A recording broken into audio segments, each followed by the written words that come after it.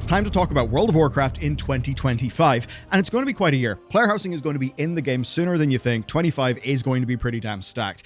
This time last year, we were already done with the Dragonflight expansion. War Within was, of course, barely on the horizon. What Blizzard tried to do was save the first half of the year, and they kind of did that, right? They had Plunderstorm, there was Mop Remix, they pulled those out of the back pocket, and Dragonflight Season 4 happened, and I think we all just kind of forgot that existed. This year, though, it is radically different. They've planned better. We know almost everything that we're going to be getting. We know the release cadence of 8-week patches that the team has announced, and if they can keep up that pace, well, we pretty much know when everything is going to happen from right now until the release of the Midnight expansion. But let's not get ahead of ourselves.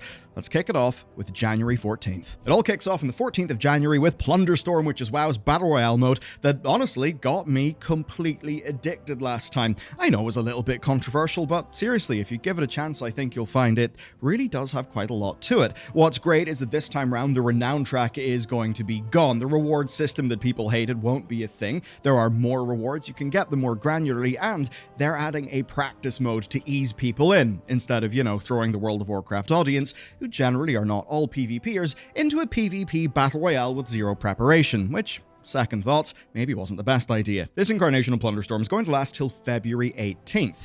Then after that, we're going to have patch 11.1, but not necessarily after, because if Blizzard are following their 8-week cadence, which they rather shockingly have followed, patch 11.1 will launch February the 11th, which I suppose is cute in terms of dates. In terms of how that patch is shaping up, there's quite a lot. Number one, there's Drive. Drive is basically dragon riding, but for the ground. It's even faster, yes, even faster than max speed dragon riding. It's complete with insane drifting potential and even car customization, not just the appearance, but also the actual handling and performance. Then we've got the long-awaited Marksmanship Hunter rework. It looks incredibly promising so far, and there are a ton of huge class changes as well. Enhancement Shamans, you guys seem to be getting a lot of love. Most of the stuff that we've seen does actually look quite great. Then there's a feature we've all been expecting, which is the Warband camp screen customizations. You'll be able to unlock different ones in-game, you can assign ones to your different sets of characters. It seems pretty cool, and it does come along with Blizzard making other changes to Warbands as well. Of course, also it's Season 2, and Season 2 also gets a new dungeon for the first time in quite a while, and the raid looks incredible. Yes, as a raid, but also how they've changed things. We've got some deterministic rewards. If you remember Dinars from the Shadowlands, we're actually getting that back. There's a raid-wide renown track, loads of quality of life changes, they're sped up crest drops. Blizzard have made a lot of changes to progression. And overall, I think it's Drive that especially is interesting to me. It's one of those updates that doesn't just make a patch better. What it is potential for something else. To make Drive happen, Blizzard had to make new tech, new systems. A little bit like with dragon riding, right? So for now, it's going to be confined to Undermined and Goblin cars, and I really don't think we'll be able to put different hooves on our horses that will make them drift better, but I have a feeling this technology will be used again in the future. So the likes of that and the Warband screens do actually feel like WoW is building up to the future. But speaking of the future, we've got to move on in the year. Our next date is April 8th, and that seems to be when we'll get the Nightfall patch. That's the name of WoW patch 11.1.5 and its new content. It sounds spooky. It's called Nightfall, and the next expansion is called Midnight. I have a feeling they'll be connected. But we're not totally in the dark in its content, because Blizzard left us with one huge clue, and that is Horrific Visions Revisited. The big question is, how will this game feature return? Could it just be some sort of straight, hey, we fixed the numbers, it's back, or will it be connected to the story? I have to imagine it will be. Will Xal'atath usher in a revival of N'Zoth? Try to repeat what he did? Will it be something worse? I mean, world content with an invading void would be a perfect way to spice up the Khazalgar zones, which do feel, well, rather empty, or perhaps even the old world, and that's not even to mention, say, amping up Xal'atath as a villain with another major win under her belt, which they will absolutely want to do for the Midnight expansion. As for Horrific Visions themselves as a piece of content, it's obviously hard to know if Blizzard means new Horrific Visions based on the design of the two we got during BFA, or if it's the exact same content but revisited with changes. But even if they did do that, the original Horrific Visions involved characters like Illyria, Turalyon, and Thrall, who are all going to be relevant in the World Soul saga. Ultimately, I think it is good news though. Horrific Visions with some smart fixes could be and I seriously mean this, some of the best current content in World of Warcraft. I believe that Horrific Visions, when they came out, had everything. There was awesome story context. There was customizable levels of challenge, almost like I was selecting skulls for my Halo Legendary campaign run back in the day. Great mob design, a currency grind to, of course, get in, good group scaling. It was a seriously fun thing, be it with friends or solo, and I think with distance from Battle for Azeroth's annoying bullshit, well, I actually think people are going to love them. But of course, even if people don't, well, it's Blizzard's patch cadence. Patch 11.1.7 does appear to be scheduled for the 3rd of June 2025. So based on the roadmap, 11.1.7 doesn't seem to have some sort of new zone like the Siren Isle, but to be honest, I actually think that's kind of good news. And I know it seems strange, I'm saying there's not a massive amount of announced stuff. That's actually good for this patch, because we all see what's going on. The increased pace, as much as it means that I can do this video and it's full of content, well, Blizzard have made a lot of unforced errors. The Blackrock Depths raid was far too hard. It was busted difficulty when it came out. Currency balancing has been way off. There was the whole Cersei circlet drama, and content like the Siren Isle not necessarily resonating with people. Let's not have any of that again, please. So maybe Blizzard will announce more features as we get closer. But frankly, that they haven't committed to a whole bunch of stuff I think is actually good. Maybe they can slow down and be able to focus on the quality of their releases. That's not to say that the rumor mill doesn't exist, though. A number of in-game hints and even a little bit of data mining does have many people thinking there will be a surprise Shaman tank spec added to the game, much in the same way that we got the augmentation of Voker during the Dragonflight expansion. That's obviously not confirmed. What is confirmed is new story and quests along with content and system updates. That's what they've committed to, and obviously that's pretty vague. Now after this patch, again, after 8 weeks, there will be a major patch and a new season that, because it's so far out, we really don't know anything about. Now, assuming that they do keep their schedule, patch 11.2 will be July 29th. Some people think we'll be going to the ethereal homeworld of Koresh, and what has definitely added credence to that theory is these ethereals that have been data mined in 11.1, because they don't just look like random mobs, some of them are, but they actually look like proper customizable character models. It's quite something. The other thing, of course, is the root lands and everything going on with Orwena and the Haranir. To me, either sounds good. There could even be a way Blizzard could hit on both of those beats. Feature-wise, I would not expect anything as game-changing as Drive to come here, but Blizzard knows that they need to have something to keep the world content fresh. Siren Isle released to crickets. I think they know that by this stage, doing another slice of the same old world content is just putting the pulp back in the juicer and expecting to get something tasty. Now, that being said, there are class changes to talk about. So far, we've had an absolutely humongous amount of them, but there are two notable omissions, which are the Demon Hunters and the Rogues. If you guys don't get anything in upcoming minor patches, I would expect patch 11.2 to be where you will get some love. But it's really here that our journey gets interesting. If you're expecting me to skip ahead another 8 weeks, well, tough luck, that's not going to happen. That's because August 19th is Gamescom opening night live, and that event is actually the most likely candidate that we have for the midnight expansion reveal. Obviously, we know the expansion exists, but we have not got a proper reveal. And I 100% believe that is where we will learn of, say, any of those leaked classes from the surveys, like the Tinker or the Bard, if they will appear, what the Quel'Thalas revamp will look like, how Blizzard will follow up hero talents, and maybe if Drive will make it out of Undermined. But perhaps more importantly, far more information about player housing. And for Blizzard, the impressions that are formed during the first 15 to 30 seconds of that reveal will be some of World of Warcraft's most important in years. Because the War Within was always in production, regardless of the World Soul Saga. The whole World Soul Saga plan only existed after Chris Metzen came back to the company and they revamped some of their planning and their creative direction. That does mean that the War Within fundamentally is something that was birthed out of the old process. It was changed a hell of a lot, but it's Midnight and Last Titan that basically are where Blizzard have had more evergreen planning given all that they have learned right now. But of course, hearing this, you might think, well, Michael, what about BlizzCon? Why would they not talk about Midnight during BlizzCon? Well, here's the thing, right? First, we actually don't know if there will be a BlizzCon. We didn't have one last year, and that kind of sucked. Second, World of Warcraft's expansions are actually not coming out at the same pace. Blizzard announced this. They said that the whole World Soul Saga will be done before 2030. And what it basically maths out to, given all of the dates, is 18-month expansions. Blizzard actually has got to hit that to keep up pace.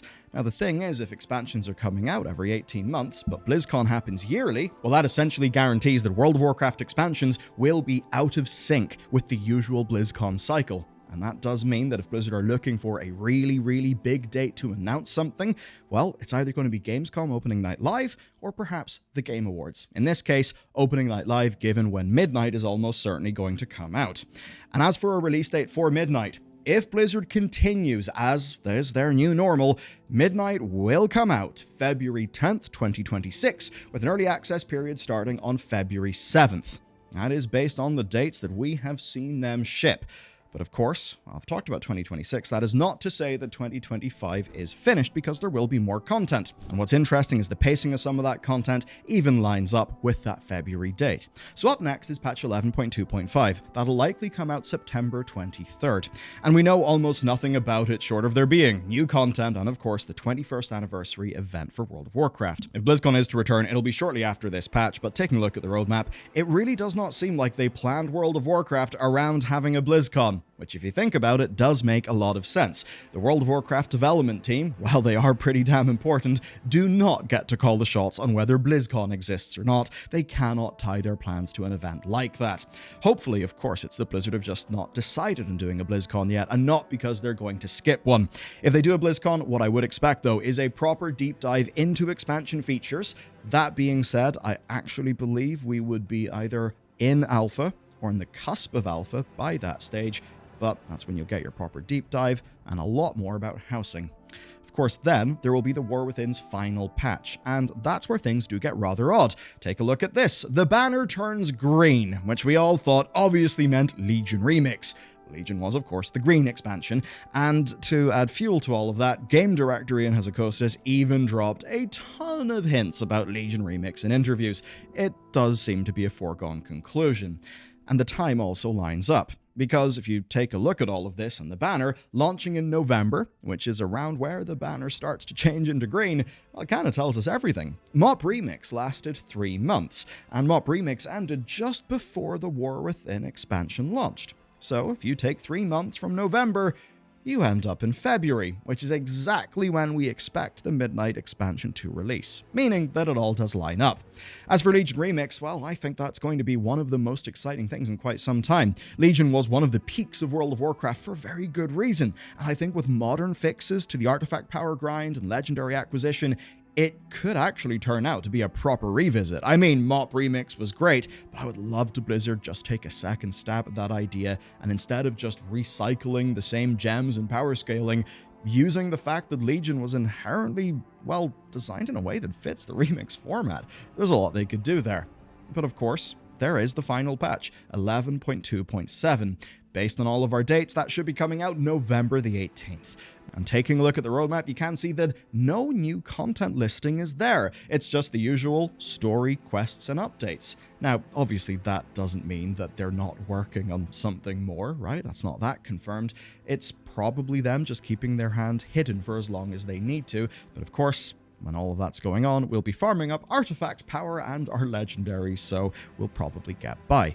Now, taking a look at the roadmap, that leaves us with 2 things. One on the roadmap and one that is completely missing. So, the first thing is what's missing, and that is Season 4, and I think that's something we can actually rejoice for. Season 4 is gone. If Blizzard deserves any praise, it's for learning when an experiment failed. Season 4 of Shadowlands was Blizzard having a quick answer to, frankly, just not having enough content and being up shit creek without a paddle. And for that expansion, it worked. They tried to do a repeat of it in Dragonflight, but the community was extremely vocal about not wanting more. People almost said, we would rather just have a season off instead of a halfway house. Can we just go play Plunderstorm and MoP Remix, please? That actually seems to have worked. And yeah, the 2 of those were way better ways to spend our time than just doing the same raids again and getting bored and burnt out. That's why, when we look at this roadmap, it's interesting that there is no Season 4. It seems that Blizzard have learned, and that means they can focus their resources more on what actually matters. That's what's not in the roadmap. Then there's what's on the roadmap, which, well, is this. This icon raised a lot of eyebrows when it showed up, but then Blizzard changed it to this new icon, which is a hell of a lot more obvious. It's player housing, it's there on the roadmap, and, well, it's before Midnight actually comes out. So, there's a few theories. One is just it'll be there a bit earlier. Maybe, yes, in 2025. I do have another theory. That part of the roadmap is actually January 2026. That would be basically the pre-patch for the Midnight expansion, and I think that pre-patch would bring in player housing. Trusting the Blizzard's 8-week schedule holds, and it has held for a few patches now, even when it arguably shouldn't have, Blizzard will be releasing something on January 13th. That is how the dates line up. With patch 11.2.7 as our final War Within patch, it must be 12.0. Remember, 12.0 is not the launch of Midnight proper, it is the pre-patch. It is game version 12.0, and that pre-patch is just about always 1 month before the expansion comes out. Blizzard said that player housing is a Midnight feature that's coming in Midnight, but Blizzard are of course not dumb enough to make it a Midnight-only thing. The Blizzard that made Warlords of Draenor or Legion probably would have made it a Midnight-only feature that somehow we all just get a ranch and Quel'Thalas, but modern Blizzard knows that its game features have to be evergreen. This will be an Azeroth thing, not a Midnight thing. That means that it could open up on the pre-patch and actually solve the problem of the pre-patch being boring, because we'd all just be able to grind up cool new things for our houses. And for Blizzard, let's be real, they would probably still lock it behind access to the Midnight expansion, and in doing this, would get a massive stack of pre-order money. And so what this actually means for World of Warcraft is honestly huge. It means no content drought in the way that we used to have them. That Season 4 buffer time has pretty much just been deleted, and instead, it's faster expansions. Now, in a way, that does mean that we will be ponying up more cash over time, but the thing is, I'm broadly happy to pay a bit more money if I'm getting a bit more content and I'm not having routine, massive content droughts. So even though it's not an expansion launch year, 2025 actually looks big. We got the return of Plunderstorm, 6 patches of content, we have a whole ton of new game features, a bunch of which appear to be evergreen, and Legion Remix, with all of that culminating pretty much in player housing, which could be one of World of Warcraft's truly massive, game-changing features that could solve some of its motivational problems for a long time. I don't know about you, but I'm not really that excited about a new transmog or a new mount, because I have been there and I have done that for a very long time indeed. Now, if you're interested in Midnight, well, check out this video next. You'll get all the lore, all the reasons, all the new stuff that we have learnt since it was announced. I think you'll enjoy it a lot.